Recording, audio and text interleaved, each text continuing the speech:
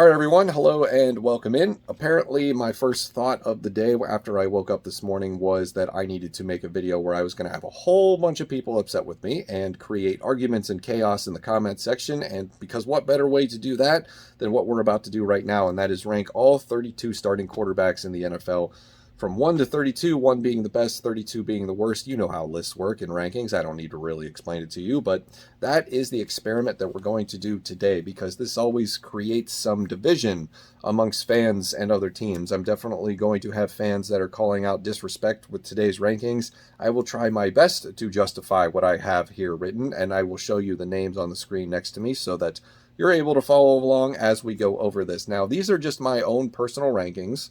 This is not the best of all time. This is not the greatest in the past year. This is not who had the best season last year. This is not who I think is going to have the best season this year, although there may be some overlap when it comes to that. This is just who I have ranked, whatever position right now heading into the 2021 season. So I reserve my right to change my mind, and we may even do an update video as we have done before. Last year we did a lot of ranking the hot seat of head coaches. We'll probably do that series when the regular season starts back up, and maybe we'll even do a preview of that before the regular season even starts to see where all the coaches rank. So it's kind of like that situation where it's this is my own personal preference. I'll do my best to explain it. You can agree or disagree, argue amongst yourselves, because I will not. So I don't have to defend myself. This is my channel. Anyway, let's begin with the top 8. We'll do this in 4 sections. 1 through 8, we have Patrick Mahomes, which is no surprise. Aaron Rodgers, I think also no surprise. Josh Allen, might be a bit of a surprise. Russell Wilson, Deshaun Watson, Dak Prescott, Tom Brady, and Lamar Jackson. That is your top 8 for my quarterback rankings. Pat Mahomes, Aaron Rodgers, I would argue are the best 2 quarterbacks in the league right now. Josh Allen has risen in my ranks, but I will admit I'm a little biased when it comes to Josh Allen because I have been pounding the table for him since he was drafted by the Buffalo Bills. I believe it was number 7 overall out of Wyoming. I just think he has, well, at the time I was like, wow, this skill set is very impressive. His athleticism is very impressive. And, I was one of the few that thought, I even joked around like, hey, I will see you at Josh Allen's Hall of Fame speech in 15 or 16 years. Because I kind of believed in what I saw on the field and what I saw on the film. And so far, it has come to fruition. Great season last year, put together a real MVP caliber type of season, and Buffalo has done well surrounding him with talent. So the sky is the limit for Josh Allen. That's why I have him ranked so high.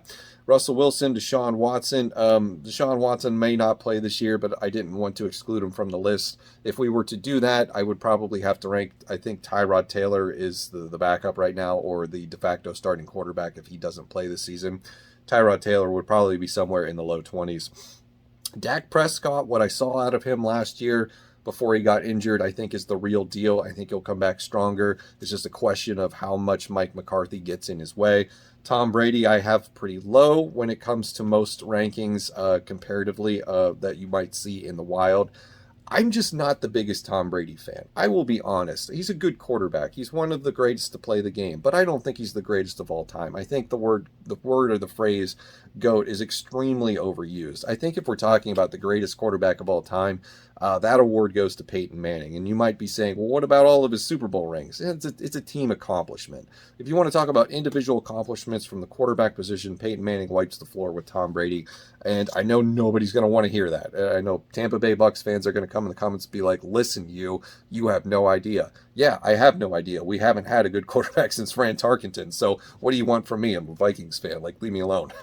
And then Lamar Jackson, I would rank higher, actually, if the passing game can improve. And I blame more of that on the offensive coordinator in Baltimore than I do Lamar Jackson, and the fact that he has been having to throw 2 spare parts at the wide receiver position for a number of years. But they got Rashad Bateman this year, so hopefully it turns around.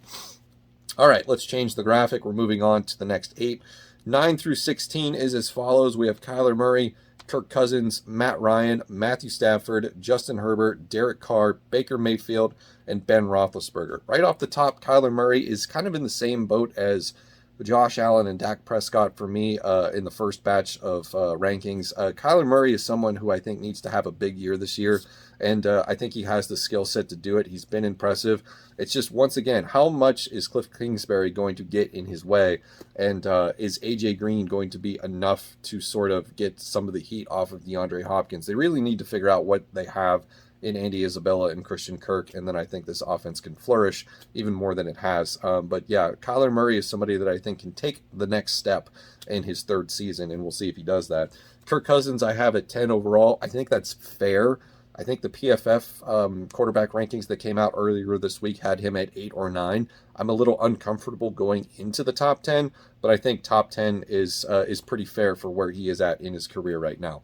Matt Ryan, Matthew Stafford, two aging veterans who will probably be out of the league in a number of years. Matt Ryan before Matthew Stafford, obviously. But still very good quarterbacks. I really like Matthew Stafford's situation this year. He could definitely climb the ranks. Matt Ryan without Julio Jones is going to be interesting. Justin Herbert, I could definitely put higher this year. He had a great rookie season, rookie of the year, even though Justin Jefferson should have won. Still going to be barking up that tree until the end of time. Derek Carr, I think, is pretty underrated. I think he gets a bad rap just because of where he plays, who his head coach is, and who his general manager is. And I think they did a disservice last year to Henry Ruggs. He wasn't all that great, and I think they put him into rough situations. So, but unfortunately, Derek, half of your offensive line is gone. Well, more than half of your offensive line is gone, so good luck.